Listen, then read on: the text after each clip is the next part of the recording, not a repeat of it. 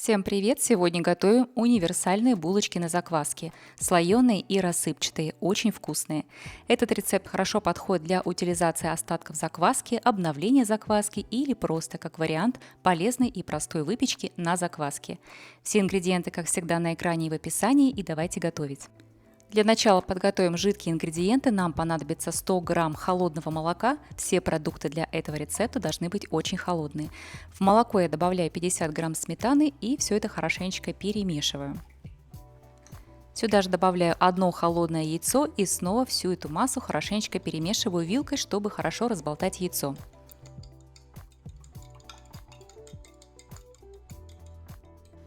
Из полученной массы сохраним отдельно 3 столовые ложки этой смеси. Она нам пригодится для смазывания наших булочек перед выпечкой.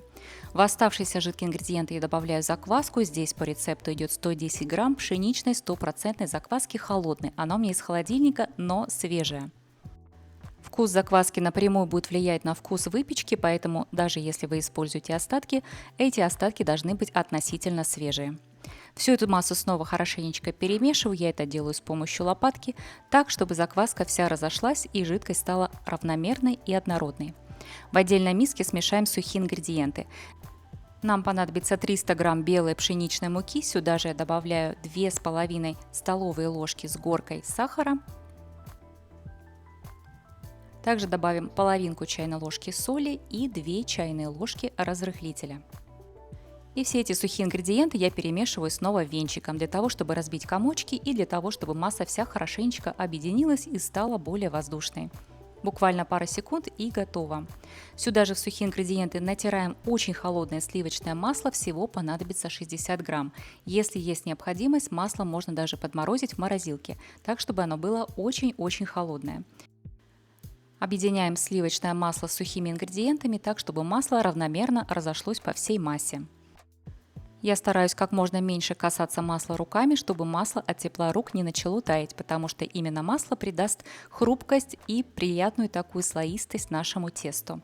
Все, у меня масло распределилось, все вливаем жидкие ингредиенты, которые мы заранее подготовили в эту же массу, они по-прежнему должны быть холодные, и все быстро перемешиваем лопаткой. Чем быстрее мы приготовим это тесто, тем лучше поднимаются эти булочки.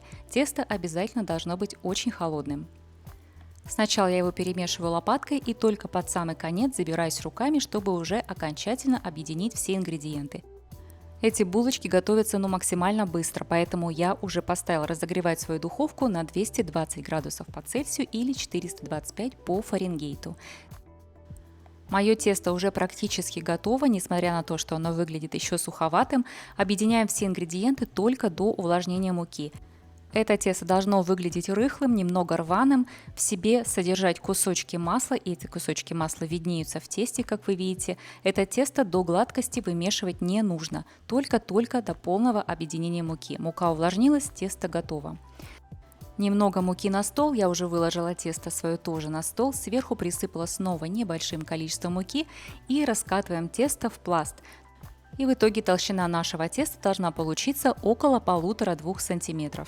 Тесто хорошо раскатывается, оно очень мягкое и податливое. Если нужно, поворачиваем ее в другую сторону, снова подкатываем, и вот такое тесто должно у вас получиться. Сверху я снова присыпала небольшим количеством муки, и сегодня я воспользуюсь стаканчиком, буду вырезать кружочки. Диаметр каждого кружочка у меня будет около 6 сантиметров. Если у вас булочки будут меньшего размера, то, естественно, печься они будут тоже меньше, поэтому учитывайте размер булочки и время выпечки. Если у вас булочки будут более крупные, то, естественно, по времени нужно будет немного добавить. Посматривайте на свои булочки, на размер и учитывайте время и температуру. Раскладываю булочки я на хорошем расстоянии друг от друга, потому что они очень хорошо увеличиваются, практически в 1,5–2 раза. Выкладываю на пергаментный лист, который я ничем не смазывала, потому что у меня никогда не прилипает. Ну и поверхность булочек я смазываю смесью, которую мы оставили в начале, когда готовили жидкие ингредиенты.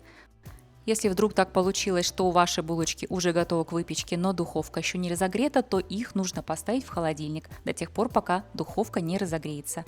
Сверху по желанию булочки можно присыпать сахаром, если хотите, чтобы они получились более сладкие. У меня получилось всего 11 штук, я буду использовать 2 противня и поставлю их выпекаться одновременно на разной решетке. Выпекать будем при температурах, которые сейчас вы видели на экране. Обращаю внимание, что температуры здесь 2. Сначала мы ставим на одну температуру высокую и потом допекаем их уже на более низкой температуре. Мои булочки уже испеклись, они хорошо увеличились в размере и сверху получились очень симпатичные и блестящие, румяные и снизу, и сверху.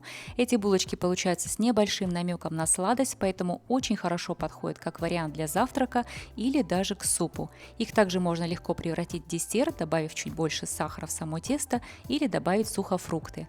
Я люблю эти булочки есть вот таким образом, разрезаем ее пополам. Смазываем небольшим количеством сливочного масла, немного джема, и получается очень вкусно и ароматно. Так же, как и с хлебом на закваске, тот же самый эффект происходит и с выпечкой на закваске. Закваска улучшает не только текстуру, но и вкус выпечки, делает ее более мягкой, вкусной, полезной и продлевает ее срок хранения. Все так же, как и с хлебом. Получается очень вкусно и очень ароматно. Попробуйте приготовить, я надеюсь, что вам понравился этот рецепт. Дайте мне знать в комментариях, и также на все вопросы я отвечаю в комментариях.